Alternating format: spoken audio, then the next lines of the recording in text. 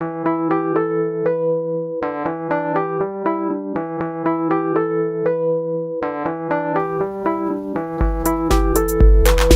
is Heath with the Music Technology Teacher Network, and the video today is going to be focused on discussing the National Association for Music Education's Music Technology Standards, and specifically how we developed performance standards here in the state of Georgia, using the NAfME standards as our foundation. So as I've worked with developing standards at the local level and at the state level, music technology is still a relatively new subject, particularly in our state and in many states. One of the things I felt was important is before we started creating our standards that we came up with a definition of exactly what music technology is. A lot of people struggle with that even today about understanding what a music technology class is supposed to be about. So as we considered this, a couple of the things that I came up with were, first, was understanding that music technology isn't about using technology to teach anything. It's not about using music technology to teach performance or general music or music theory. The music technology class has to be about teaching music technology. Now, if you want to use technology to teach music theory, that's great, but use your music theory curriculum. If you want to use music technology to teach your general music or a piano class, again, that's wonderful, but make sure that you're using your standards for your guitar class. Those are not going to be the same as our music technology standards. The second thing we had to understand was that music technology is not just about music. Now, whether you think that you emphasize the music part or you emphasize the technology part, I have a blog article that I wrote some weeks back about that. It can be difficult, but you do have to spend some time teaching just technology. So the definition that I finally came up with is that music technology is about creating and capturing sounds, then using technology to manipulate, edit, and produce a final product to achieve specific artistic and or functional goals. So now that I had an idea in my head of what music technology was going to be about, then that made the process of creating standards more focus and direction. Another thing is that when it comes to curriculum versus standards versus objectives, I find that a lot of people often will use those terms kind of interchangeably, but they're really different, and I do think it's important to understand what those differences are. When we're talking about curriculum, in the dictionary, it defines curriculum as the courses offered by an educational institution. If you think about looking at a university catalog of the courses that are offered at that university, the actual courses are the curriculum. So if you're going to get a music education degree and you look at the list of courses that are required for that degree, that is the curriculum. It's just the course. The curriculum is the broadest category that we can use. The second definition is similar, the set of courses constituting an area of specialization. All of your music performance classes are going to be the performance curriculum. All of the classes that are contained in the music theory department are going to be the curriculum of the music theory department. Curriculum, we're actually talking about classes. Standards, those elements of declarative, procedural, schematic, and strategic knowledge that as a body define the specific content of an educational program. When you talk about either specific classes or you talk about a program such as music technology or music theory overall, the standards are going to be those specifically broad ideas about what it is you're going to be learning.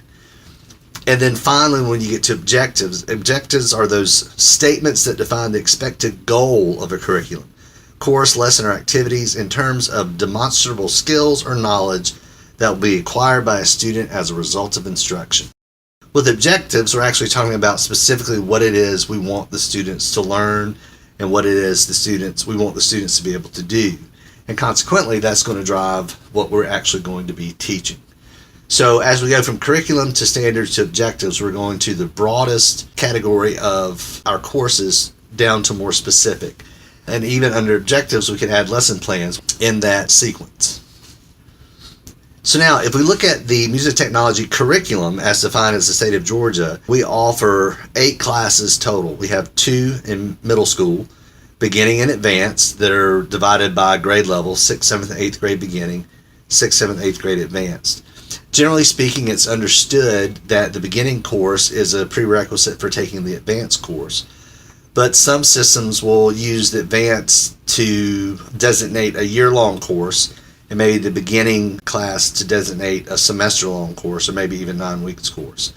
At the high school level, we have 2 courses related to music industry: Fundamentals of Music Industry 1 and 2.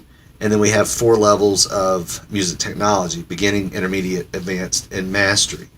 So this is the curriculum that we have in the state of Georgia. These are the actual courses that we have that we can teach and offer to students. Now, as we developed our standards here in Georgia, again, these are based on the NAfME standards.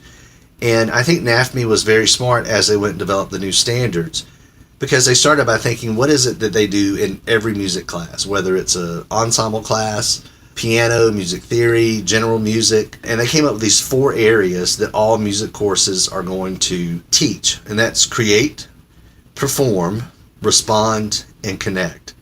As they developed the standards for specific classes, these are the 4 anchor standards or anchor concepts that they built all of the consequent standards on. Let's first take a look at create.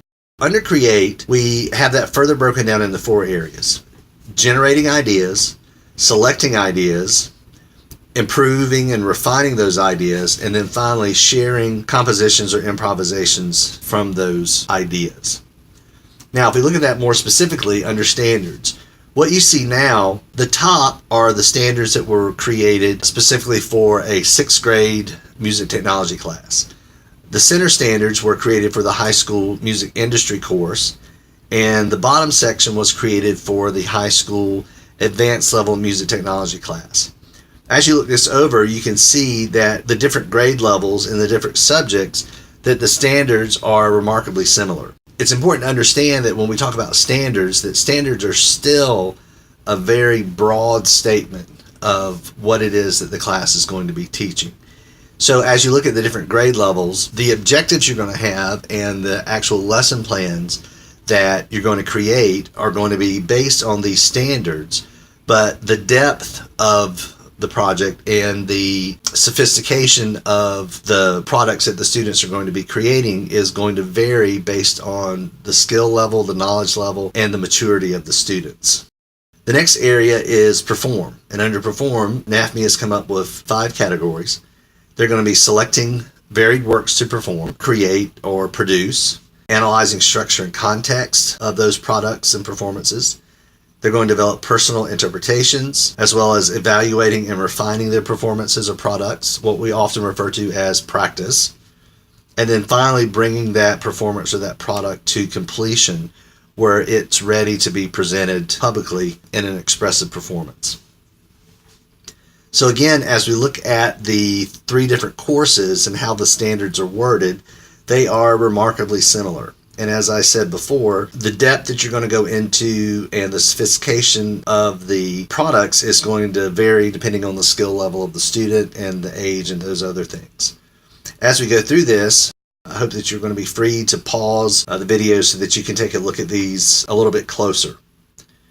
Next, we have respond. And in respond, we're in 4 levels. They're going to choose music to respond to or choose music to listen to. They're going to be analyzing structure and context. As they're listening to performances or products or creating, they're going to begin to understand how those are put together and how context of performance is important. And then they're going to support the interpretations of their own works and of works from other people. And then finally, as they evaluate works that they listen to or create, that they're going to need to be able to support those evaluations using musical language, technical language that they've learned in the class. So again, here are 3 classes and how those standards are worded for the different classes. Again, remarkably similar. The only thing that's different is you look at the high school at the bottom, that they've actually added some examples for analysis and the support interpretations and evaluation sections of those standards. Again, feel free to pause the video so that you can take a look at, read these more carefully. And then finally, we have connect. Synthesize and relate knowledge and personal experiences to make music, and relating musical ideas to varied contexts in daily life to deepen understanding. So with these connections, in the old NAfME standards, this was relating music to history and culture and society. The new standards, this would include those things, but I think the fact that they've included these personal experiences is really important. So these are how those standards are laid out: synthesizing, relating ideas at the middle school level. If you look at the high school music industries, you can see that they've added exploring careers in technology. And they've also added to relate ethical publication of the use of technological systems, which is important when we're talking about copyright and putting things out there for the public, and also just digital citizenship in general. And then finally, understanding the major hardware and software components of the computer system.